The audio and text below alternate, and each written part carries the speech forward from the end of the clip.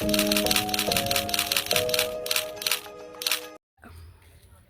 kalian tahu nggak sih apa itu demokrasi? Di sini aku bakal jelasin ke kalian apa itu demokrasi dan bagaimana dia terbentuk dan di Indonesia sendiri. Konsep demokrasi pertama kali di masa Yunani kuno. Dalam bahasa Yunani, demos berarti rakyat dan kratos berarti kekuasaan.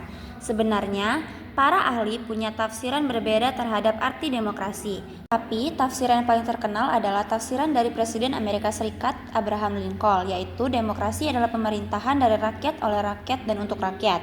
Singkatnya, demokrasi adalah penempatan rakyat sebagai pemegang kekuasaan. Seiring berkembangnya zaman, demokrasi mulai diadopsi banyak negara dan terciptalah berbagai macam model demokrasi. Contohnya, demokrasi klasik, liberal, hingga parlementer. Demokrasi di Indonesia. Nah, di sini saya akan menjelaskan apa itu sistem demokrasi di Indonesia.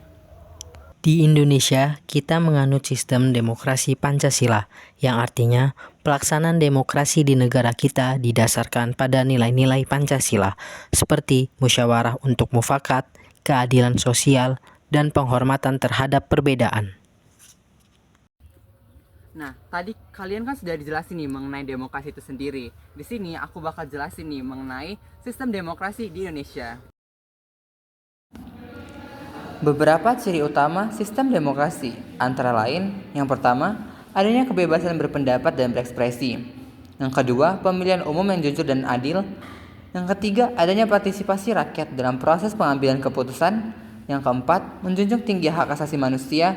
Dan yang terakhir, yang kelima, adanya pembagian kekuasaan antara lembaga eksekutif, legislatif, dan yudikatif. Oke teman-teman, selanjutnya ada implementasi demokrasi terhadap kehidupan sehari-hari, yang dimana implementasi untuk demokrasi terhadap kehidupan kita di negara Republik Indonesia itu ada beberapa contoh implementasi, yang dimana ada yang pertama, pemilihan umum atau pemilu.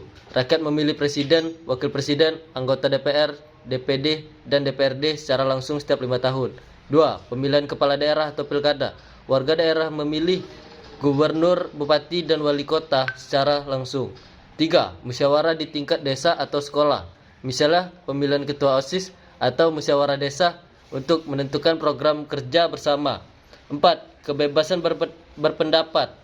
Warga boleh menyampaikan aspirasi melalui media, demonstrasi, damai, atau forum publik. 5. Partisipasi dalam pembuatan kebijakan. Masyarakat bisa memberi masukan kepada pemerintah melalui konsultasi publik atau petisi. 6. Penegakan hukum yang adil. Semua warga, termasuk pejabat, tunduk pada hukum yang berlaku tanpa pengecualian. Seperti yang sudah dijelaskan tadi, ada pengertian demokrasi, ciri-ciri demokrasi, dan implementasi demokrasi itu sendiri. Sebagai warga Indonesia yang baik, kita mampu menerapkan demokrasi secara adil, terbuka, dan saling menghormati. Karena demokrasi bukan hanya soal memilih, tapi bagaimana kita mengimplementasikannya dalam kehidupan sehari-hari.